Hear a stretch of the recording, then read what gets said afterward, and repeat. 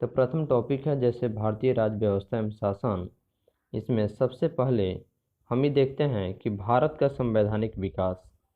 तो भारत का संवैधानिक विकास जो है वह दो तरीकों से विकास किया गया है। पहला, ब्रिटिश ईस्ट इंडिया कंपनी के अंतर्गत पारित अधिनियम जो कि 1773 से लेकर 1753 ईस्वी तक था, जो कि इसके बाद ब्रिटिश ताज के अंतर्गत पारित अधिनियम जो कि 1858 से लेकर के और 1947 तक था। तो सबसे पहले हम देखते हैं कि कंपनी के अंतर्गत पारित अधिनियम जो है वह, जैसे नोट्स में देखते हैं हम, 1773 के रेगुलेटिंग एक्ट के द्वारा बंगाल के गवर्नर को बंगाल का गवर्नर जनरल पद नाम दिया गया एवं उसकी सहायता के लिए एक 4 सदस्यीय कार्यकारी परिषद का गठन किया गया जिनका कार्यकाल 4 वर्ष रखा गया। यानी कि 1773 के रेगुलेटिंग एक्ट के द्वारा जो बंगाल के गवर्नर को बंगाल का गवर्नर जनरल जब नाम पद दिया गया तो उनके साथ काम करने के लिए यानी कि सहायता करने के लिए 4 सदस्यीय कर्मचारी परिषद का गठन किया गया जिनका कार्यकाल 4 वर्षों का रखा गया। और इस एक्ट के अधीन यानी इस एक्ट के अनुसार वारेन हेस्टिंग्स प्रथम गवर्नर जनरल तथा फ्रांसिस क्लेविंग मानसन और बारवेल काउंसिल के सदस्य नियुक्त हुए। सपरिषद गवर्नर जनरल को बंगाल में कोर्ट विलियम की प्रेसिडेंसी के सैनिक एवं असैनिक शासन का अधिकार दिया गया तथा कुछ विशेष मामलों में मद्रास और बम्बई की प्रेसिडेंसियों का अधीक्षण के भी करना था। इस एक्ट के तहत कलकत्ता में 1774 ईस्वी में एक उच्चतम न्यायालय की स्थापना की गई जिसमें मुख्य न्यायाधीश और 3 अन्य न्यायाधीश थे। कंपनी के कर्मचारियों पर निजी व्यापारियों तक करने तथा भारतीयों से उपहार लेने पर प्रतिबंध था। ब्रिटिश सरकार ने कोर्ट ऑफ डायरेक्टर्स यानी कि कंपनी के गवर्निंग बॉडी के माध्यम से कंपनी पर नियंत्रण स्थापित किया।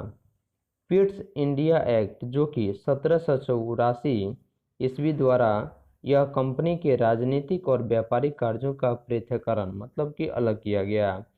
इस एक्ट में निदेशक मंडल को कंपनी के व्यापारिक मामलों के अधीक्षण के रूप में इन्हें स्थापित किया गया और 1786 के अधिनियम के द्वारा गवर्नर जनरल को विशेष परिस्थितियों में अपने परिषद के निर्णय को निरस्त करने अथवा लागू करने का अधिकार प्रदान किया गया। गवर्नर जनरल को प्रधान सेनापति की शक्तियां भी प्रदान की गई। ये दोनों अधिकार सर्वप्रथम लॉर्ड कॉर्नवालिस को दिया गया। 1793 के चार्टर एक्ट अधिनियम कंपनी के अधिकारों को 20 वर्ष के लिए बढ़ा दिया गया। 1813 के चार्टर एक्ट द्वारा पहली बार भारतीयों की शिक्षा पर प्रति वर्ष 1 लाख रुपये खर्च करने का उपबंध किया गया। कंपनी के भारतीय व्यापार के एकाधिकार को समाप्त कर दिया गया। यद्यपि चीन के साथ तथा चाय के व्यापार पर एकाधिकार बना रहा। 1833 ईस्वी के चार्टर एक्ट द्वारा बंगाल के गवर्नर जनरल को संपूर्ण भारत का गवर्नर जनरल बना दिया गया।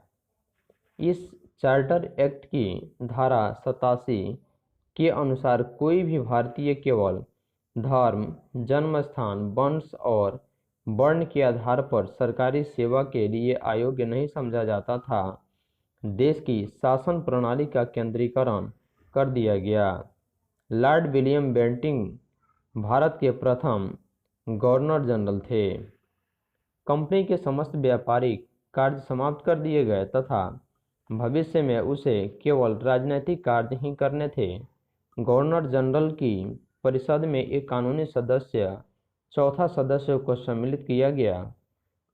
सर्वप्रथम मैकाले जो था उसको कानूनी सदस्य के रूप में शामिल किया गया।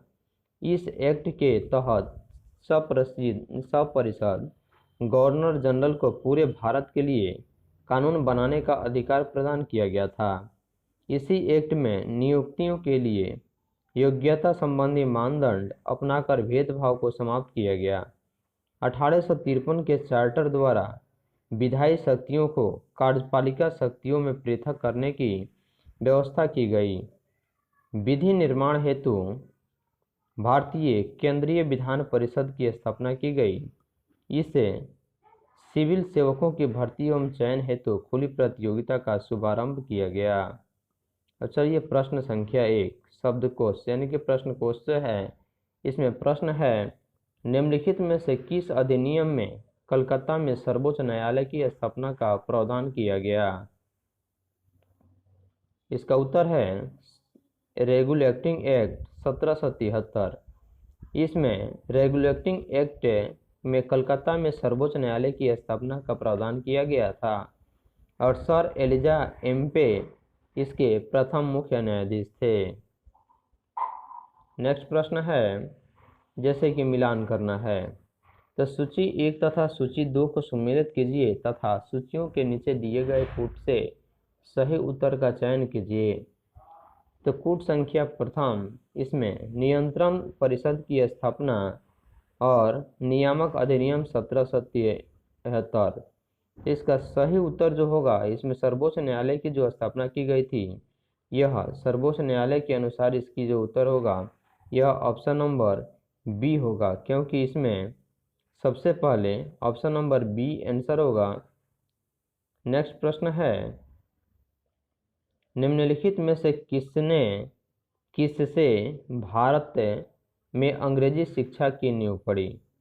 इसका सही उत्तर होगा ऑप्शन नंबर डी, यानी कि 1813 के चार्टर एक्ट अधिनियम, साथ ही साथ जनरल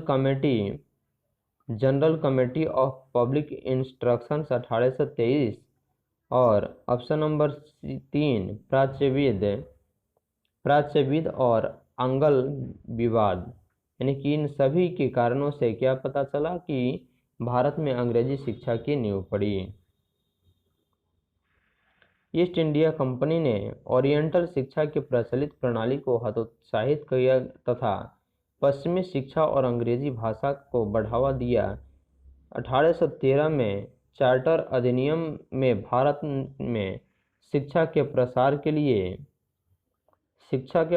के लिए प्रति वर्ष 1 लाख रुपये खर्च करने का प्रावधान को अपनाया गया और 1823 में general committee of public instruction का गठन किया गया, जिसकी जिम्मेदारी शिक्षा के लिए 1 लाख रुपये देने की थी। समिति में 10 यूरोपीय सदस्य शामिल थे, जिसके माध्यम से यानी कि जिसका जो अध्यक्ष था वह लॉर्ड मैकाले थे। इसके बाद governor general Lord William Bentinck, जो कि 1828 से 1835 ईस्वी के शासनकाल में 7 मार्च 1835 को लॉर्ड मैकाले के प्रस्ताव को स्वीकृत कर दिया और भारत में अंग्रेजी को उच्च शिक्षा का माध्यम मान लिया गया। तो भारत में आंग्ल शिक्षा के समर्थकों के नेता ट्रेविलियन थे। ट्रेविलियन जो थे यह भारत में आंग्ल यानी कि अंग्रेजी शिक्षा के समर्थक में थे, जबकि एच.टी. प्रिंसेप जो थे जिन्होंने शिक्षा के समर्थन का नेतृत्व करता थे। अगला प्रश्न है किस अधिनियम के द्वारा ब्रिटिश संसद में चाय और चीनी के साथ व्यापार को छोड़कर ईस्ट इंडिया कंपनी के भारत के साथ व्यापारिक एकाधिकार को समाप्त कर दिया गया? इसका सही उत्तर है 1813 चार्टर अधिनियम के तहत। अगला प्रश्न है किस अधिनियम में भारतवासियों को अपने देश के प्रशासन में कुछ हिस्सा लेना संभव बनाया? इसका उत्तर है चार्टर एक्ट अधिनियम 1833। तो इस अधिनियम के द्वारा इस चार्टर एक्ट अधिनियम 1833 की धाराओं में सबसे महत्वपूर्ण धारा 87 थी, जिसमें कहा गया था कि किसी भी भारतीय अथवा क्राउन की देशज प्रजा को अपने धर्म, जन्म स्थान, वंशानुक्रम वर्ग अथवा इनमें से किसी एक कारणवश कंपनी के अधीन किसी स्थान, पद अथवा सेवा के अयोग्य नहीं माना जा सकेगा। कालांतर में राजनीतिक आंदोलन में 1833 एक्ट की यह धारा प्रशासन में भागीदारी हेतु मुख्य आधार बनी।